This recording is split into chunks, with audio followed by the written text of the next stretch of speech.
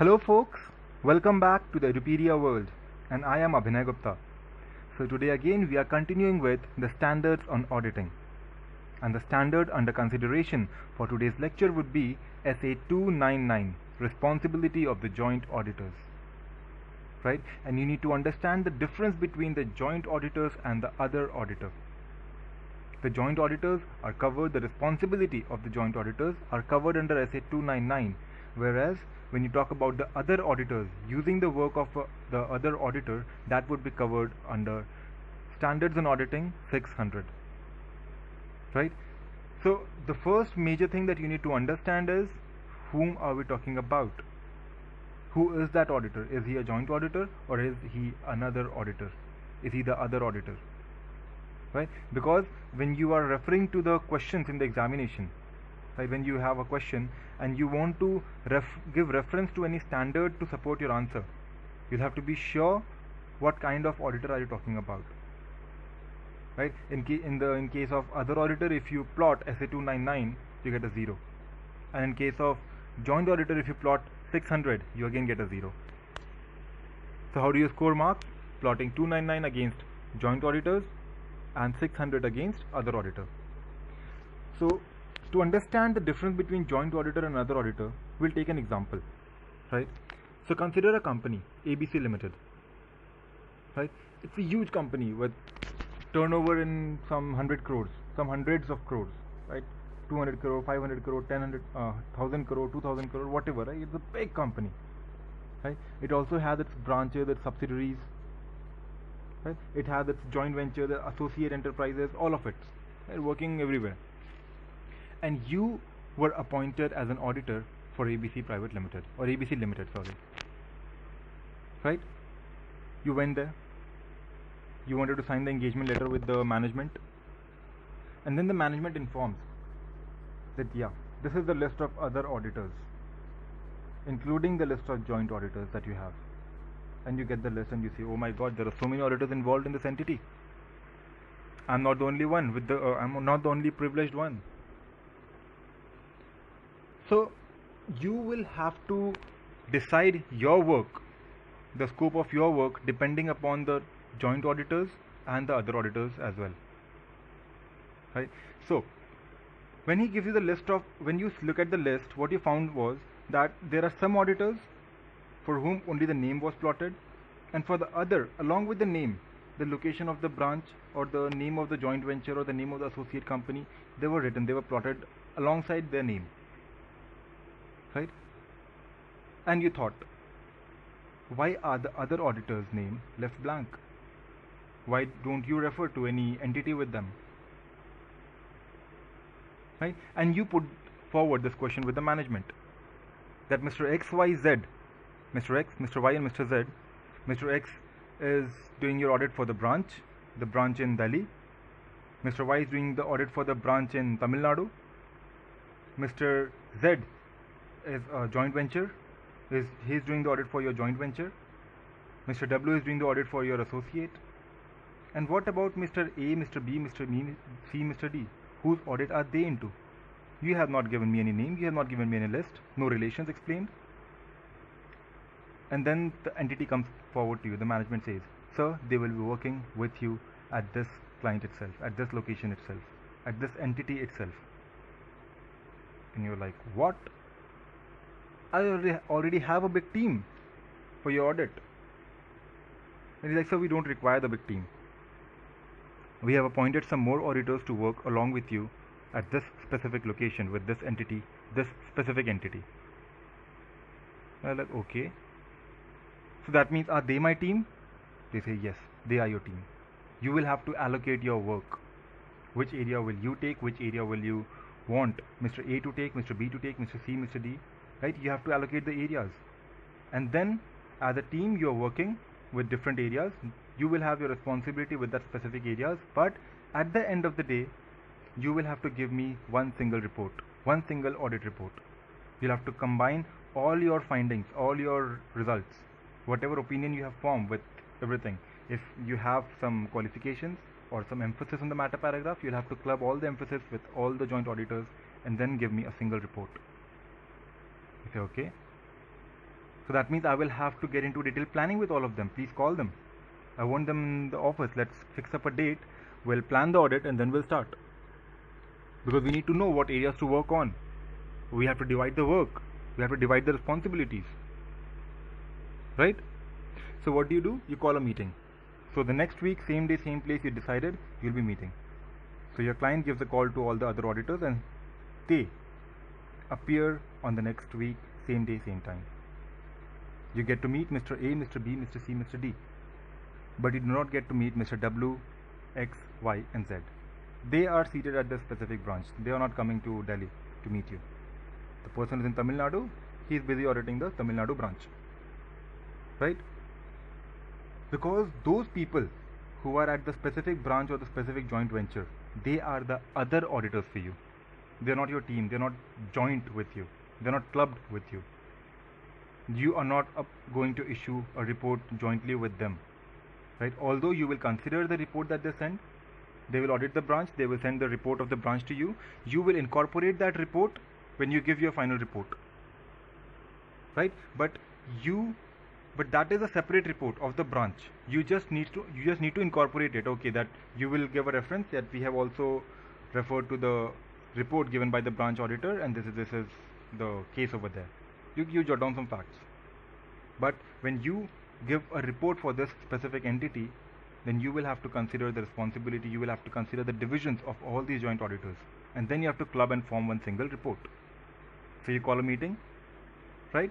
And then in the meeting, what is the first thing you ask is, boss, we are all supposed to do this audit. So let us join hands and work as a team. So now you people are my engagement team. We are the engagement team. We are all partners. We don't have staff accountants over here. Staff accountant will be subordinate to you. If you need some staff accountant, if you need some articles, some seniors, some managers to support you, please get them. But otherwise, we are all individual partners on this audit. Right? Now when you go on to divide work, you say, okay, we have certain identifiable units for this client. Let us do one thing. We have 8 identifiable units. So Mr. A, please take up 2 of them situated in this location or this place. Mr. B, take up the other 2. C, take up 1. D, you take up 1, and you yourself will take up 2 locations. That is what you decided, 2 identifiable units. Or else you say, okay, if you don't have that identifiable unit, you are not able to identify it separately, what you do is, let us divide it on the basis of the specified area. Right? Otherwise also what you can do is, let's do one thing. Mr. A, take up all the assets. Mr. B, take up all the liabilities. C, all the income. D, all the expenses. And I will do all the miscellaneous things, the remainder, checking the notes and everything. You can do like that. Or you can divide it period wise. First 2 months A, second 2 months B, then consecutive 3 months C, and next 3 months D.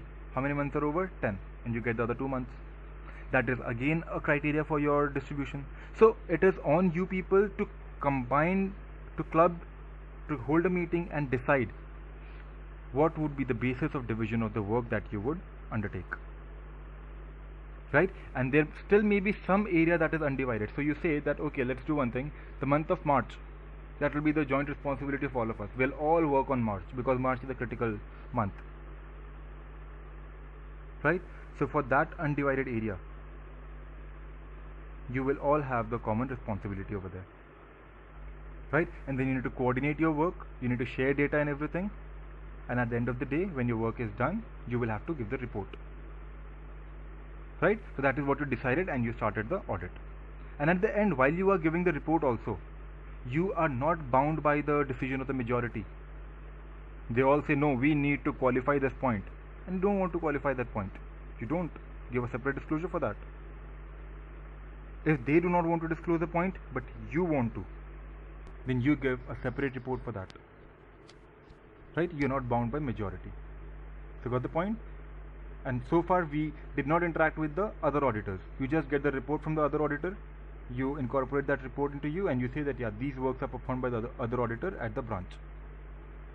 Right? And the details about the other auditor in the same story, when we are discussing SA 600, we'll take up the same story, but then we will not be considering ABCD. We will be considering the discussion or the meeting that you have with XYZ, WXYZ. right? So we'll leave the story uncompleted over here, to be continued phase, right? And we move on to discuss in detail the SA299. Okay with that? Fair enough? So we start. So the first thing that we need to understand over here, listen one thing, we don't have the objectives, the requirements and the application material. The only thing you have in this standard is to define the responsibility of all the joint auditors. You just define the responsibility. Your objective is to define the responsibility. Your requirement is to define the responsibility. Now how do you define it? That is the content of the standard. Got the point? So let's start with it. So the first thing that we'll be discussing is about the division of work, because that is the prime thing that you have to do. Now all the auditors over here, before you start your work, you will have to divide your work, and you will also have to document the division. You'll have to document the allocation, that okay, A has been allocated this area based on this, B has been allocated this is the allocation for C, allocation for D, and allocation for yourself. You will have to document the allocation, because you will have to have proof. At the end of the day, when the audit is done, we won't say at the end of the day, at the end of the month or at the end of 2 months, when the audit is done, what do? If there is something that goes wrong, will you be held responsible for that? It is not your field, but you can be held responsible for that. Why? Because your division is not documented. How do you prove that was not your area of responsibility? You will not be able to do that, right? So for that, what you do, to play safe, to be on the safer side, you say, let us document the areas and get it signed. This is your area, you have the specific responsibility for this area. And there are some areas that, okay, we haven't divided, so for that we'll have the common responsibility, no issues with that. So we'll all look into that area, right? Remember, they are not your engagement team. Although you consider them to be one, you work as they are one, but they are not actually your engagement team. If something goes wrong, and you can be held liable for that. So divide the work, play safe, right? Because this is professional world now. So how do you divide? Will the client say, okay, these are the areas for you, each individual, each audit firm? No, the client will have no interference. The client says, okay, you are 5 auditors over here. Now you have to decide how do you want to do your work. So what do? You have a mutual discussion. You call a meeting, you have a mutual discussion. Just reflect to the story, that 7-8 minute story that I have narrated, that contains the entire standard. Now you just need to know the text, right? What the standard says, what is it that you need to write, because that was the story. You won't write the story in the examination, you will not get any marks, right? There are words, there are phrases that has to be used, right? So by mutual discussion, you won't write in the exam, they'll call a meeting. No, by mutual discussion on the basis of identifiable units or specified area. That is how you divide the work, right? But there are some clients, and their nature do not allow you to divide the work on the basis of identifiable unit or specified area. You have complications over there. You're not able to identify or divide or define that, yeah, this is an identifiable unit, that is another identifiable unit. So you're not able to divide it on the basis of the identifiable unit. Then what do? Will all of you work on the same thing? No. Then you go to divide your work on the basis of the financials that you have, right? So you will divide your work with the reference to the items of assets, items of liability, income or expenditure, or with reference to the period of time. Okay, this is over here, right? Let us keep just 2 tabs over here. Let us get off with this and bring the period over here, right? So we have the period on the screen now.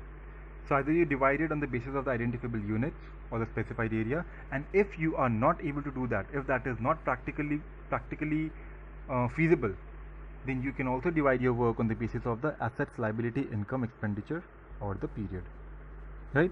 So basically the discretion is yours. You will have to mutually discuss and decide what would be the basis of a division of work. You may give the assets to 2 people, not 1. You may give the liability to 2 people. You may appoint 80% of the auditors to the assets, because you know that machinery and the inventory over here is a very critical issue. We have had qualifications in the previous year. We can do that. And then the other 2 auditor or the single auditor will manage all the income, expenditure, liability. It depends on you. It's all your discretion as to how do you want to divide the work. Right? Got the point? Now, there can be certain area of work, right, which owing to their importance or their nature of the work that will be involved behind that, they are not divided. So if it is not divided, it will be covered by all the joint auditors. For example, again, we take the area inventory. Inventory at times can be a very headache, right? It can be a pain. So over here you find that okay, we had a qualification for inventory in the previous year, and inventory in this at this client, it's a manufacturing entity, it's very critical. So what do? Let's not give it the responsibility of one auditor. Let us combined, or 2-3 auditors, or all of them combined, take up the responsibility of inventory. All of you do the checking. We need to find out a solution for this. We need to find out a system that we can incorporate, right? The internal controls over here are weak. The inventories are out of control. The conditions are not good. The physical count is not being able to be conducted properly because it's not managed. It is very ill managed, and the value is very high. There is a lot of obsolete inventory. There's a lot of turnover. There's a lot of you can say embezzlement, right? They are not being able to be stored properly, hence it's a lot of loss over there. So it becomes a critical area. There's no cut-off procedures with the inventory, right? So you plan that okay, we have 3 auditors, leave the rest of the 2.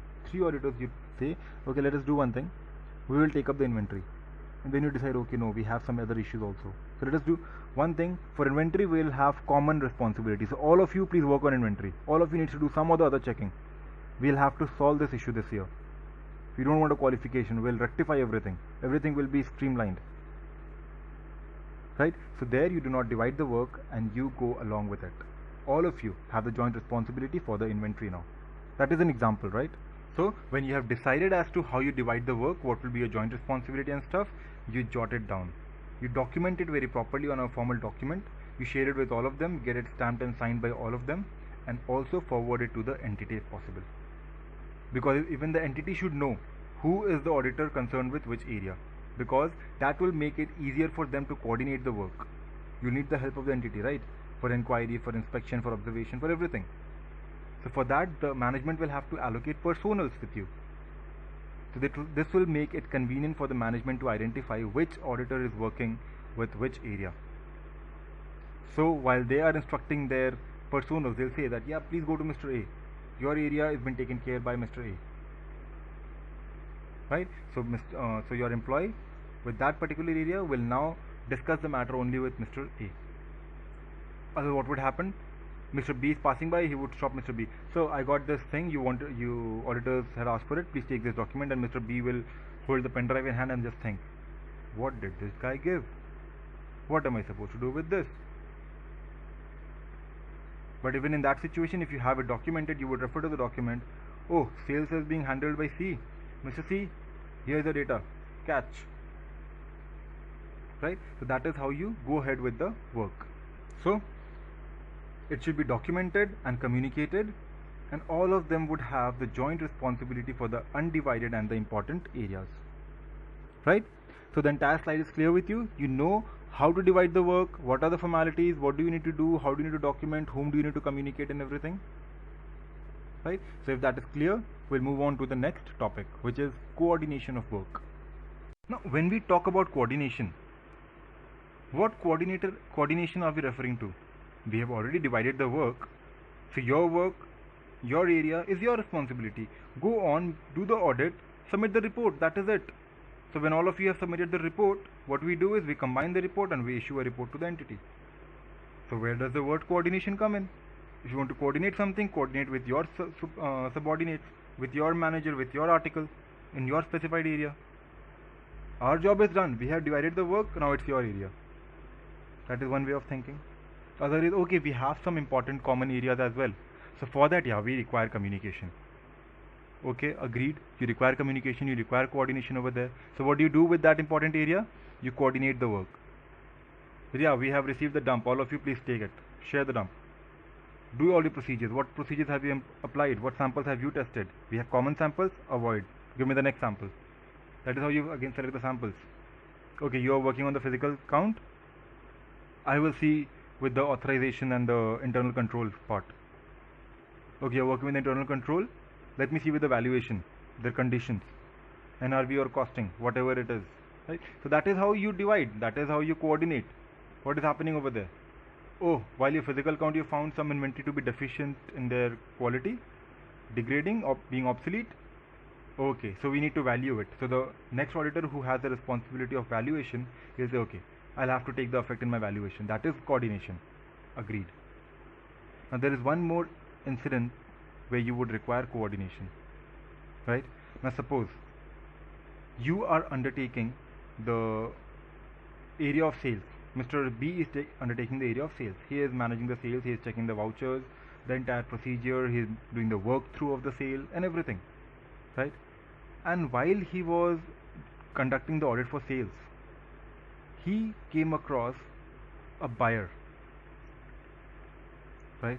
A buyer who is very irregular with payments. And there are some issues with that buyer. And you are scared that I think this buyer, this debtor, would account for bad debt in the future. A risky area. So what do? You will coordinate it. You will make a communication to the people or to the auditor who are checking the current assets. Right? Who are actually verifying the debtors, who have sent confirmation to the debtors. And you'll ask him, please, did you send the confirmation to this debtor? Did you see his position? What is the recoverability? No, discuss it with the management. I don't think the financial condition of this debtor is good. It's a high value debtor. The overall debt that this debtor has constitutes around 40% of the total debtors you have. And if this goes bad debt, then the entire financials goes for a toss.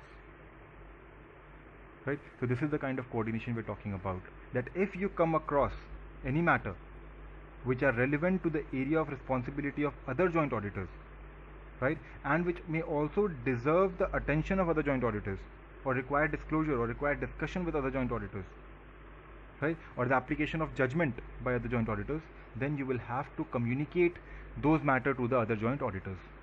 If you wanted to communicate to all of them, communicate it to all of them. Or if you know it refers or it reflects, it is relevant for any particular joint auditor, then you forward the communication with that auditor, right? And when you communicate, don't go orally. Hey, Mr. PQR in your debtors list, risky client, check it. No, what you do is you will send him a written communication with a proof that, listen, I had communicated to you well in advance. You didn't do your responsibility well. It's your fault. On my end, I'm clear. Yeah, even during sales, I came across this debtor, but I have given you all the information about the debtor. Right? So that you are able to fix responsibilities at the end if you have a fight. Right? If something goes wrong, you will be safe because you have documented things. So you will communicate the same to all the other joint auditors in writing. And this procedure should be completed before the finalization of the audit report. Once the audit report is finalized, forward it to the management, and then you bring up, you had an issue with this debtor, did you check it? It's no use. It is absolutely of no use. You will have to bring it up before the finalization of audit so that the effect on the report can be taken. Right? And if you bring that matter up after the report has been submitted, after the report has been finalized, then the other joint auditors would not be responsible for those matters. Right? So the example of debtor would not be appropriate over here, but consider that there are any situation. You are aware that no, that situation is not working well, and you were supposed to communicate it to the other joint auditors. You did not do it in prior time. You did not do it before the finalization of your report. Right? So you will be held responsible for that. The responsibility or if there is any punishment with that, it would not fall upon the other auditors. They would be safe. It is not their responsibility. You should have communicated. And if you show that yes, I have communicated to them in writing, then the responsibility comes on the head of all the other auditors whom you communicated. Right? So that is the kind of coordination we are talking about. Let us see the slide. Communicate in writing the matters of other joint auditors' responsibility, right, by submission of a report prior to the finalization of audit. That is coordination that we are talking about. Right? So we have done two basic parts of this standard today. that is division of work and coordination. Next, we still have to go ahead with the relationship among the joint auditors and reporting, right? But we'll take that topic up in the subsequent lecture. So until then, please stay tuned. This is Abhinay Gupta signing off. Thank you. Bye-bye.